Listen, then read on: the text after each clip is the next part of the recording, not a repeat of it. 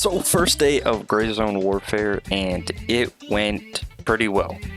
There was some technical issues. I think there was like a patch, and there was some problems with the servers after that. It took about an hour to get back into servers matching properly. Other than that, there was some crashes that happened and things like that, but that's to be expected with how the game runs. Basically, the game looks amazing, even on low graphics settings. Which you basically have to play unless you're running a NASA computer because it's poorly optimized. But we kind of knew that coming in. I get about 80 FPS, basically full low settings with the FSR for anti-aliasing. And the biggest complaint is just horrible frames, horrible frame drops, bad optimization and scopes, all that stuff. Just really bad when it comes to optimization, but the game once more looks good even on the low graphics. The combat mechanics are kind of similar to Squad. That's how it felt, especially with how the zoom features worked. I only used the ACOG, and that's first thing that I suggest that you buy is an ACOG for your M4. It is so much more helpful for seeing things, especially at low graphics settings. Make sure to communicate with your friends or whoever you're playing the game with which faction you're going to join. There's no way to reset your account. There's no way to change it until the next wipe. Make sure you pick the faction that you want to be with friends, because if you don't, you can't change it. It's actually bad. So that's one thing to be changed. Things that I liked is being able to do what you want. You can quest if you want to quest.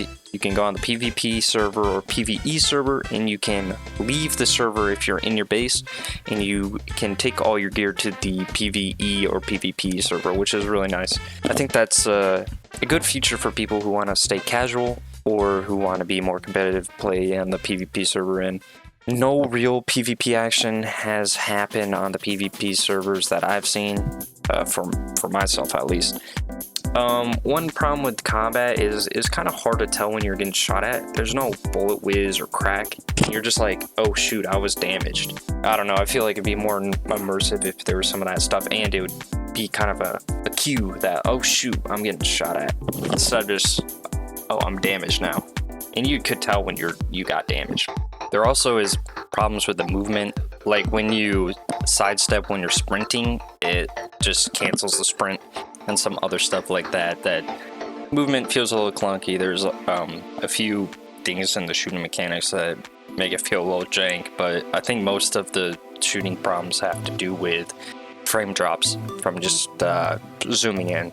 I don't know if there's a way to do this, but being able to heal at the base by ping or resting or something, I don't know if that's a thing. I've tried to look it up, and I got mixed responses. So if that's possible, then disregard that. But if it's not, then that'd be a cool feature to see. Another thing is squads being able to see marks on the map. That would be nice.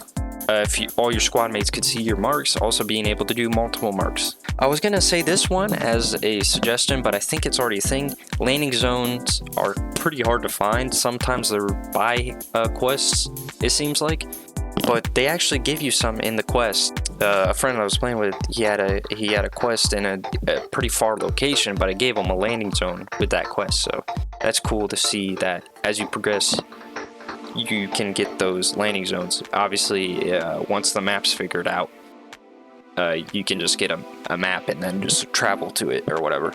So maybe that will become less fun, I guess, unless with wipes they change the map up and change the quest. I don't know, I guess we'll have to see. Basics being a bit more seen, I guess, a little help menu or something. I was having trouble calling in the little birds at first and getting them from base. Basically, what you need to do is you select the landing point that you want when you're at base, and then it'll call in a bird and it'll take you to it. And if you're in the combat, if you call it from base, it'll go to the nearest landing zone.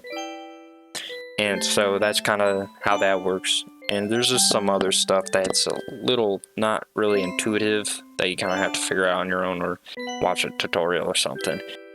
Another thing is voice chat is bound to Z, I think, and I put Z as prone, and I can't change it. There's no bind to be changed for voice comms. That at least I know. I don't think there's a console command thing where you can rebind things, and there's no option in the settings. So that's one thing that could be changed. I think a cool feature going with comms is maybe a team chat, where you maybe can mute it or something, but just a lot easier, especially with these comms issues. I don't know, that might be hard to implement though.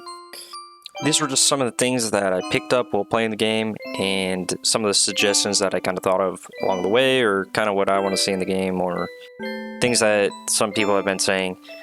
And if you enjoyed, like and sub, and if you didn't, tell me why so I can improve next time. Thanks for watching.